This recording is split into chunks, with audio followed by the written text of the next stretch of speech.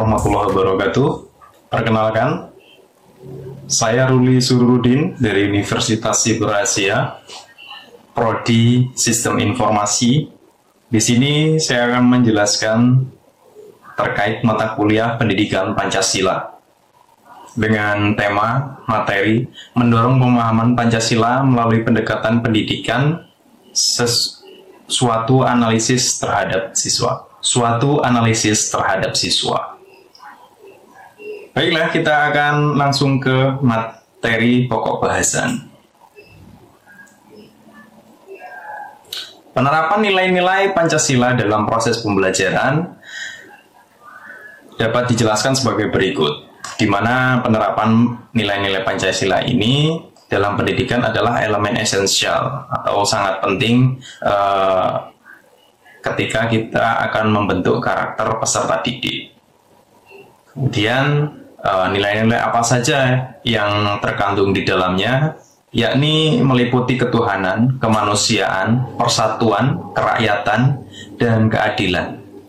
Setiap nilai-nilai Pancasila ini hendaknya dipahami dan diterapkan agar karakter bangsa ini semakin kuat melalui peserta didik, dimulai sejak dini hingga perguruan tinggi. Kemudian, apa sih sebenarnya tujuan dari penerapan nilai-nilai Pancasila dalam proses pembelajaran? Yakni terkandung dalam poin penting pendidikan yang mengintegrasikan nilai-nilai Pancasila dapat membantu membangun karakter peserta didik yang kuat dan menciptakan lingkungan belajar yang harmonis dan inklusif.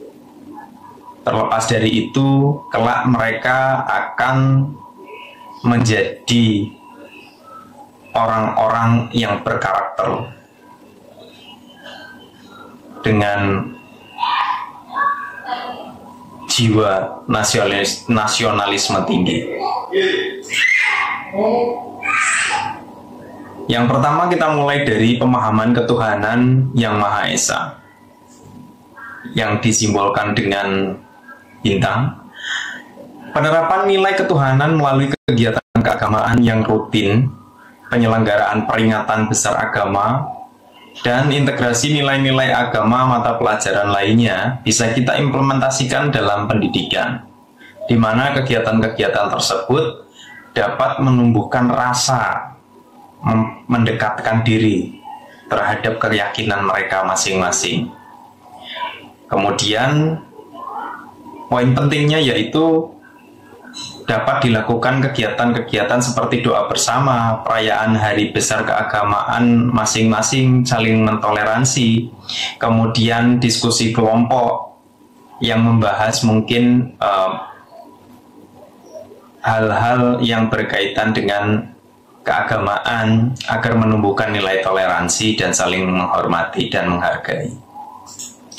Selanjutnya, poin kedua, kemanusiaan yang adil dan beradab dilambangkan dengan rantai emas, yakni mengajarkan empati dan rasa hormat melalui kegiatan sosial seperti kerja bakti, kemudian kunjungan ke panti asuhan, dan yang lainnya. Tidak lupa di dalam kelas juga seorang guru harus dapat memfasilitasi diskusi tentang isu-isu kemanusiaan, kemudian mendidik siswa untuk berpikir kritis terhadap hal tersebut. Kemudian sering juga diajak diskusi tentang isu-isu kemanusiaan, mendorong pemahaman siswa tentang keadilan dan kesatuan. Siswa diajak untuk tidak hanya belajar teori, tetapi juga mampu menerapkan di kehidupan sehari-hari, dimulai dari lingkungan sekolahnya, kemudian di lingkungan keluarga misalnya.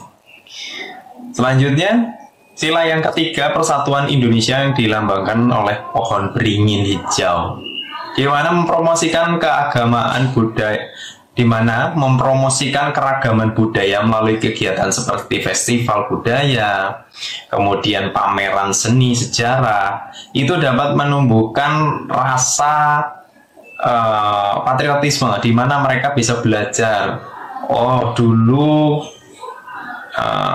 pejuang-pejuang kita menghabiskan hingga tumpah darah terakhir demi mempertahankan negara dan bangsa ini. Contoh-contohnya seperti itu. Jadi nilai-nilai dalam pembelajaran sehari-hari itu memang harus terus diterapkan. Poinnya adalah pembelajaran sejarah perjuangan bangsa dan pentingnya kerjasama untuk mencapai tujuan bersama. Dengan memahami sejarah dan nilai-nilai persatuan, siswa diharapkan dapat mengapresiasikan dan memelihara keragaman budaya Indonesia dan kesatuan bangsa. Selanjutnya, kerakyatan yang dipimpin oleh hikmat kebijaksanaan dalam permusyawaratan perwakilan. Melibatkan siswa dalam mengambil keputusan melalui pemilihan ketua melibatkan siswa dalam pengambilan keputusan melalui pemilihan ketua kelas misalnya. Kemudian kegiatan OSIS atau organisasi intrasekolah, kemudian diskusi, musyawarah, berbagai kegiatan kelompok, memecahkan masalah bersama. Itu merupakan bentuk dari pengimplementasian sila yang keempat. Kemudian melalui simulasi sidang atau debat mendidik tentang proses demokrasi dan hikmat kebijaksanaan.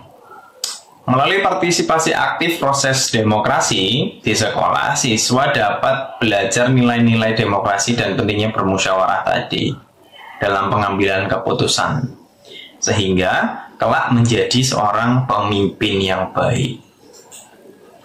Dan yang terakhir adalah keadilan sosial bagi seluruh rakyat Indonesia, memastikan dilambangkan dengan logo padi dan kapas, yakni memastikan perilaku adil dan kesempatan yang sama ke semua siswa melalui program inklusi dan beasiswa. Kemudian menyediakan lingkungan yang mendukung bagi semua siswa.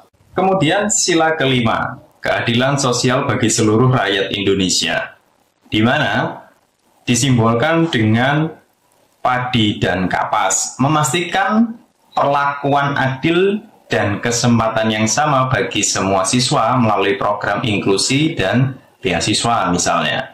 Sekolah juga harus berkomitmen untuk menyediakan lingkungan yang mendukung bagi semua siswa termasuk mereka yang kurang mampu.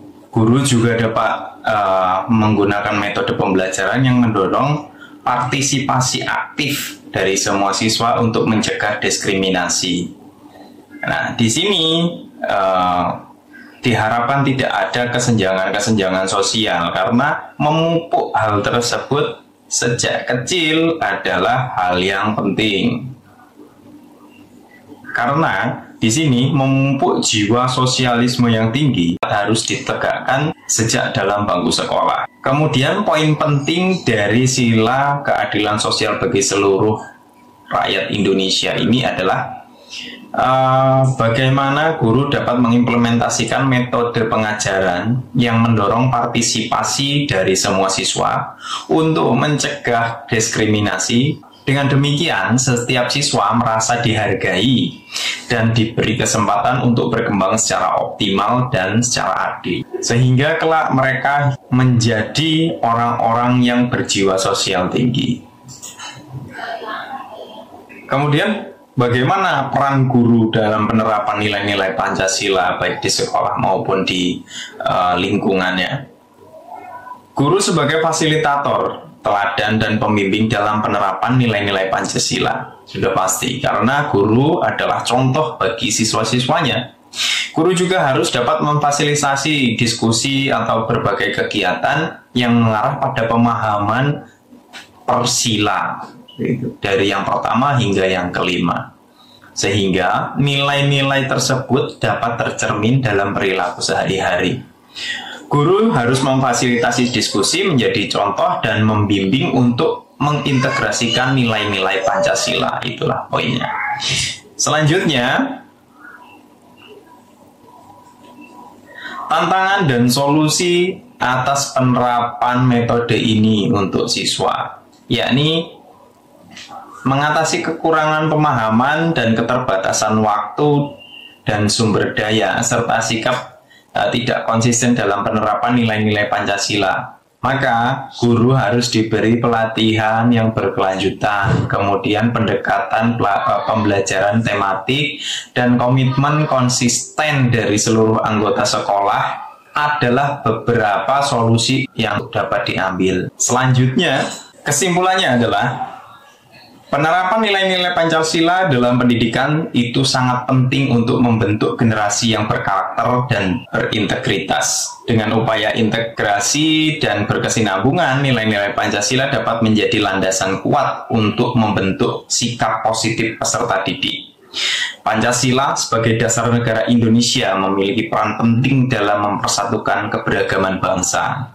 Pendidikan menjadi kunci dalam menanamkan nilai-nilai Pancasila dan generasi muda, terlepas dari lingkungan keluarga dan masyarakatnya. Karena di tempat pendidikan adalah di mana siswa itu memang ditempat dan diajarkan.